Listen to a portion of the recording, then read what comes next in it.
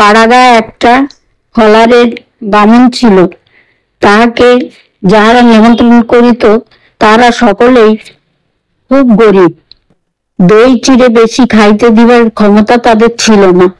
বামুন শুনিয়াছিল দই চিড়ে ফলারের চাইতে পাকা ফলার ঢের ভালো। সুতরাং এরপর যে ফলারের নিমন্ত্রণ করিতে আসিল তাহাকে সে বলিল পাকা ফলার খাওয়াতে হবে। সে বেচারা গরিব লোক, পাকা ফলার সে কোথাও হইতে দেবে? তাই সে বিনয় করিয়া বলিল, মহাশয়, পাকা ফলার দেওয়ার কি যা তার কাজ? রাজারা হলেও তবে পাকা ফলার দিতে পারে। এই কথা শুনিয়া ব্রাহ্মণ বলিল, তবে রাজা যেখানে থাকে সেখানেই গিয়ে আমি পাকা ফলার খাবো। ব্রাহ্মণ পাকা ফলার খাইবার জন্য রাজা বাড়ি চলে যাচ্ছে। পথে যাহাকে দেখে তাহাকে জিজ্ঞাসা করে, হ্যাঁ গো, রাজার বাড়িটা কোনখানটায়? একজন তারে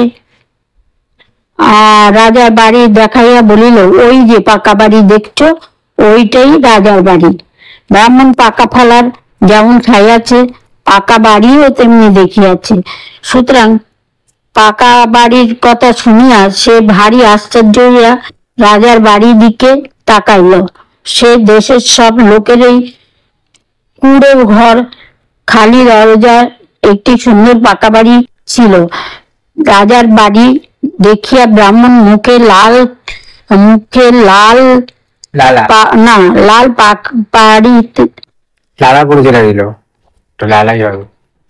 মুখে লালা পড়িতে লাগিল। সে গদগদ হয়ে বলল, পাকা বাড়ি? আহা, পাকা বাড়ি তো বটে, না হবে কেন? সে যে রাজা, তাই সে অমনি বাড়িতে থাকে। ওটা তৈরি করতে না জানি কত ক্ষীর, ছানা আর চিনি লেগেছে। এ মনে করিয়া ব্রাহ্মণ তাড়াতাড়ি গিয়া রাজার বাড়ির একটা কোণ কামড়াইয়া ধরিল। আবার তখনই উফ উফ করিয়া কামড় ছাড়িয়া দিল। তারপর সে ভাবিতে লাগিল, তাই তো, এই পাকা ফলার এত নাম। আর খানিক ভাবিয়া সে বলিল, বুঝেছি, নারকেলের মতন আর কি, ওটা ওর খোলার আসল জিনিসটা ভিতরে আছে। এই বলিয়া সে আগের চাইতে দ্বিগুণ উৎসাহে কামড়াইতে আরম্ভ করিল। তার দুটো দাঁত ভাঙিয়া গেল, তাহাতে গ্রাহ্য নাই। কামড়াইতে কামড়াইতে সে সেই কোণের অনেকখানি ভাঙিয়া ফেলিয়াছে, আর মনে করিতেছে যে আর বেশি দেরি নেই, এরপরেই পাকা ফলার আসবে। এমন সময় কোথা হইতে মস্ত পাগড়িওয়ালা এক দারোয়ান আসিয়া তাকে ধরিয়া ফেলিল। अरे ठाकुर, क्या करता है? महाराज के इमारत का डालता तो हो, चलो तुम हमारा साथ। এই বলিয়া দারোয়ান তাহারকে রাজার নিকট লইয়া চলিল। দারোয়ানের কাছে সকল কথা শুনিয়া রাজা বলিলেন, কি ঠাকুর, ওখানে কি করছিলে? ব্রাহ্মণ উত্তর করিল, মহারাজ, আমি পাকা ফলার খাচ্ছিলাম। খোলাটা না ভাঙতেই এই বেটা দারোয়ান আমাকে ধরে এনেছে। এই কথা শুনিয়া রাজামশাই হো করিয়া হাসিতে লাগলেন, আর বেশ বুঝিতে পারিলেন যে ঠাকুরের পেটে অনেক বুদ্ধি। যা হোক, তার সাদাসিধে কথাগুলো রাজার বেশ ভালো লাগছিল। সুতরাং তিনি হুকুম দিলেন যে এই ব্রাহ্মণকে পেট ভরিয়া পাকা ফলার খাইবার মতো ময়দা, ঘি আর মিঠাই দাও। ব্রাহ্মণ মনের সুখে রাজাকে আশীর্বাদ করতে করতে ময়দা, ঘি আর মিঠাই লইয়া ঘরে ফিরিল। আসিবার সময় বলিয়া আসিল যে পাকা ফলার খাইয়া আবার রাজামশাইকে আশীর্বাদ করিতে আসিবে। পরদিন সকালে রাজামশাই মুখ হাত ধুইয়া সবাই আসিয়া সেই ব্রাহ্মণকে দেখিয়া জিজ্ঞাসা করিলেন, কি ঠাকুর, কাল পাকা ফলার খেলে কেমন? ব্রাহ্মণ বলল, মহারাজ, অতি চমৎকার খেয়েছি। পাকা ফলার কি আর মন্দ হতে পারে? গুঁড়ো গুলো লাগে গলায়, বড্ড আটকাচ্ছিল। জল দিয়ে গুলে দিয়ে শেষ তরল হলো, কিন্তু অর্ধেক খেতে না খেতেই বমি হয়ে গেল। ময়দা আর ঘি দিয়া সে লুচি তৈরি করতেই হয়। ব্রাহ্মণ তা জানিত না। রাজা রাজা এসে ওই কাঁচা ময়দা গুলিকে ঘি আর মিঠাই দিয়া মাখিয়া খাইতে বিশেষ চেষ্টা করিয়াছে, সহজে তরল হয় না দেখিয়া আবার তার সঙ্গে জল মিশাইয়াছে। খাইতে তার খুব ভালোই লাগছিল, তবে পেটে রইল না, এই যা দুঃখ। রাজা দেখিলেন লুচি নিয়ে ভয়ের করিয়া লুচি নিয়ে তৈরি করিয়া খাইতে হইলে আর ব্রাহ্মণ ভাগ্যে পাকা ফলার ঘটিতেছে না।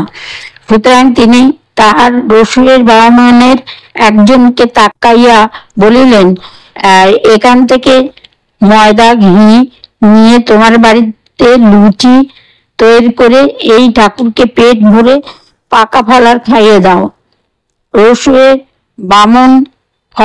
বামনকে তার বাড়ি দেখাইয়া বলিল, আমি খাবার তৈরি করে রাখবো, বিকালে আপনি এসে খাবেন। আমি বাড়ি থাকবো না, আমার ছেলে আপনাকে খেতে দেবে এখন। ব্রাহ্মণ রাজি হইয়া বাড়ি গিয়া বিকাল বেলার জন্য অপেক্ষা করিতে লাগিল। রসু বামনের সেই ছেলেটা ভালো লোক ছিল না। একটা চোরের সঙ্গে তার বন্ধুত্ব ছিল। রসুয়ের ফলার বামনের জন্য লুচি সন্দেশ ইত্যাদি তৈরি করিয়া আহার ছেলেকে বলিল। সেই লোকটি এলে তাকে বেশ করে খাওয়াস। তার ছেলে বলিল, তার জন্য কিছু চিন্তা করো না, আমি তাকে যত্ন করে খাওয়াবার এখন। রসুয়ের ব্রাহ্মণ রাজবাড়িতে রান্না করিতে চলিয়া গেল, আর তাহার ছেলে ফলার বামনের খাবারের আয়োজনে মন দিল। 2 সেরের বেশি লুচি আর তাহার মতো তরকারি, মিঠাই ইত্যাদি প্রস্তুত হইয়াছিল। 4 লুচি আর খানিকটা তরকারি ফলার বামনের জন্য রাখিয়া আর সমস্ত সেই হতভাগা তাহার বন্ধু আর নিজের জন্য রাখিয়া দিল। ফলার বামন আসিলে পর সে সেই 4খানা লুচি তাহাকে খাইতে দিল। সে বেচারা জন্ম লুচি খায় নাই, তাহাতে আবার এমন চমৎকার লুচি। রাজার বামন ঠাকুর যাহা তৈরি করিয়াছে, এমন জিনিস তো 2-4খানা মাত্র খাই, তাহার পেটও ভরল না, বরং তাহার ক্ষুধা বাড়িয়া গেল। সে খালি দুঃখ করতে লাগিল, আহা, আর যদি খানকত দিত। রসুয়ে বামনের বাড়ি হইতে বাহির হইয়া ফলারের বামন রাস্তা দিয়া চলিল। তাহার মনে দুঃখ রাখিবার জায়গা দেখিতেছে না। চলে আর খালি বলে, আহা, আর যদি খান কয়েক দিত। এমন সময় হইয়াছে কি, বা রাজার প্রধান ভান্ডারী সেই রাস্তা দিয়া চলিয়াছে। সে নিজের হাতে সেদিন সকালবেলায় ওই ফলার বামনের জন্য পুরো 2 সের ময়দা আর তাহার মতো অন্য সব জিনিস মাপিয়া দিয়াছিল। ফলার বামনের মুখে ওই কথা শুনিয়া সে জিজ্ঞাসা করিল, কি ঠাকুর মশাই, কি যদি আরো খান কতক দিত? ফলারে বামন বলিল, বাবা, আমি পাকা ফলার কথা বলছি। রাজামশাই চিরজীবী হন, আমাকে এমন জিনিস খাইয়েছেন, খালি যদি আর অনেক খান কতক হতো? ভান্ডারী জিজ্ঞাসা করলো, আপনাকে কখনো দিয়েছিল? ফলার বামুন বলিল, 4খানা পাকা ফলার আমাকে দিয়েছিল। ভান্ডারী খুবই সবই বুঝতে পারিয়া বলিল, সে কি ঠাকুরমশাই, 2 ময়দা দিয়েছি, তাতে কি মোটে 4খানা লুচি হয়? বামন বলিল, হ্যাঁ বাপু, 4খানাই ছিল, আর তাতে খুব চমৎকার লেগেছিল। ভান্ডারী বলিল, 2 ময়দা তার চেয়ে ঢের বেশি লুচি হয়। আমার বোধ হচ্ছে ওই রসুয়ের বামনের ছেলেটা বা বাকি বাকি লুচিগুলো মাচায় তুলে রেখেছে। আপনি আবার যান, এবার গিয়ে একেবারে মাচায় উঠবেন, দেখবেন আপনার লুচি সেখানেই আছে। মামুন বলল, যাই নাকি? বাপু, তুমি বেঁচে থাকো, হতভাগা বেল্লি বাদর, শয়তান পাজি। বলিতে বলিতে ব্রাহ্মণ সেই রসুয়ের ব্রাহ্মণের বাড়ির পানে ছুটল। গালিগুলি অবশ্য ভান্ডারীকে দেয় নাই, রসুয়ের ব্রাহ্মণের ছেলেকে দিয়েছিল। রসুয়ের ব্রাহ্মণের ছেলে ফলারে বামুনকে 4খানি লুচি খাওয়াইয়া দিয়া বিদায় করিয়া তাহার সেই চোর বন্ধুর কাছে গিয়াছিল। সেখানে গিয়া সে চোরকে বলিল, বন্ধু, ঢের লুচি তৈরি করে মাথার উপর রেখে এসেছি, তুমি শিগগিরই যাও, আমিও এই বাজার থেকে একটা জিনিস নিয়ে এখনই আসছি।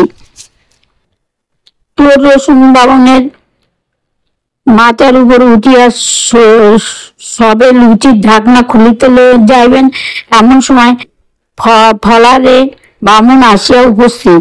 এবারে কথাবার্তা নাই, একবারে মাথায় গিয়া উঠিল।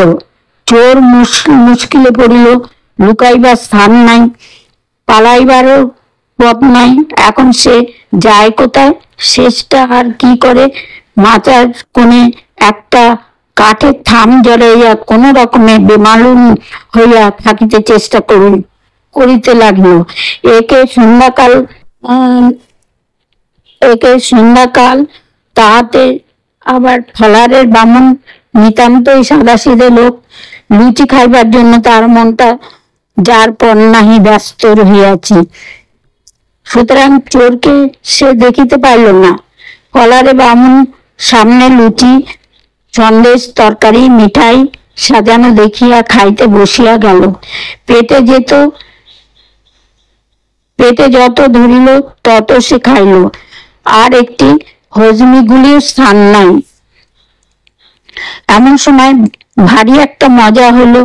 রসুয়ে বামুনের ছেলের বাজার হইতে ফিরিয়া আসিয়াছে, আর ঠিক সেই সময় রসুয়ের বামনও আসিয়াছে।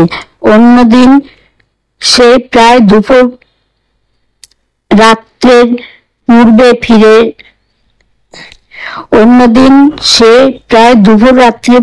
ফিরে না, কিন্তু সেদিন সে ভুলিয়া একটা ঝাঁঝটায় ফেলিয়া দিল। ঝাঁঝটা এই তো ঝাঁঝটা ভুল করে একটি ঝাঁঝরায় ফেলিয়া গিয়েছিল।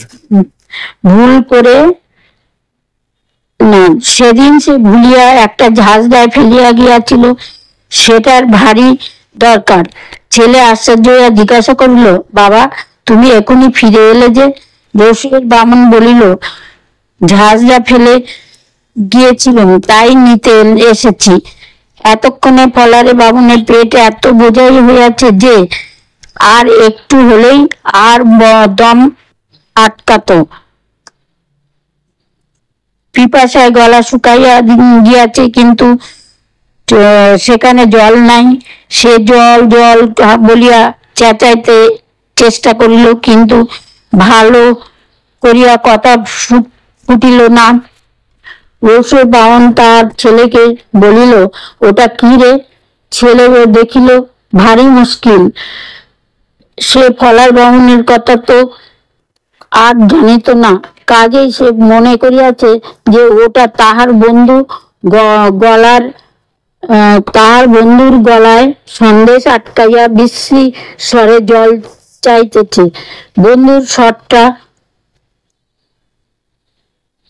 বন্ধুর খবরটা বাপকে দিলে সে আর বন্ধুর হাড় আস্ত রাখিবে না। আর কিছু না বলিলেও হয়তো এখনই মাচা উঠিয়া দেখিবে। এমন সময় হঠাৎ তার বুদ্ধি জোগাইল। সে বলিল, বাবা, ওটা নিশ্চয় ভূত, তা নইলে মাচা থেকে অমন বিশ্রী আওয়াজ দেবে কেন? ভূতের কথা শুনিয়া রসুই কাঁপিতে লাগিল। আরো মুশকিলের কথা সেই যে ভূতটা জল চাইতেছে, তাহার কাছে জল লইয়া যাইতে কিছুতেই ভরসা হইতেছে না, অথচ জল না পাইলে সে নিশ্চয়ই ভয়ানক চটিয়া যাইবে। তারপর সে কি করে? ঠিক করে, ছেলের ভারী ইচ্ছা সে ভূতকে জল দিয়া আসছে।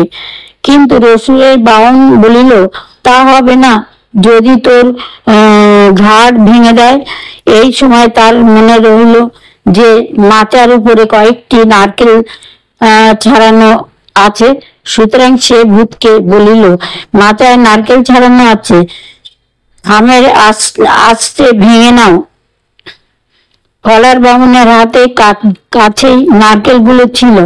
সে তার একটা হাত লইয়া থামে আশ্রাইয়া ভাঙিতে লাগিল। সে থামটি জড়াইয়া চোর দাঁড়াইয়া ছিল। ব্রাহ্মণ পিপাসায় চোটে থাম মনে করিয়া সেই চোরের মাথাতেই বলবো। ফলারের বামুনের হাতে কাছে নারকেল গুলি ছিল। সে তাহার একটা হাতে লইয়া থামে আশ্রাইয়া ভাঙিতে গেল। সে থাম জড়াইয়া চোর দাঁড়াইয়া ছিল।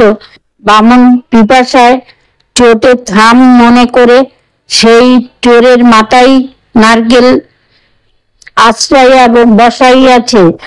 একেবারে মাথা ফাটাইয়া ফেলিবার জোগাড় আর কি। এরপর একটা মস্ত গোলমাল হইল। নারকেলের বাড়ি খাইয়া চোর ভয়ানক চেঁচাইয়া উঠিল, আর তাতে ভয়ানক চমকাইয়া গিয়া ব্রাহ্মণ হাউমাউ করতে লাগিল। গোলমাল শুনিয়া পাড়ার সমস্ত লোক সেখানে আসিয়া জড়ো হইল আসল কথাটা জানিতে। এরপর আর বেশি দেরি হইল না, চোর ধরা পড়িল। আর রসুয়ের বামুন আহার ছেলেকে সেই ঝাঁঝরা দিয়ে অমনি ঠ্যাঙাইল যে কি বলিব।